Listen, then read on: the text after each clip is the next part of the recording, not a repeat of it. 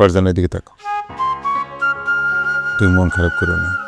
আব্বা মরার পর থেকে আমার কেমন জানি খিটখিটে হয়ে গেছে, কখন কি যে বলে ঠিক নেই।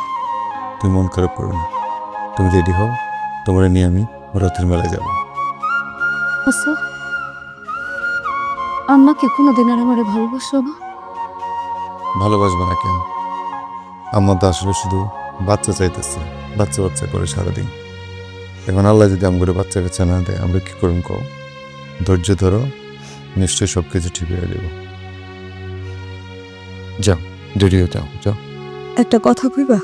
কি? আমি কি আসলে অপয়া?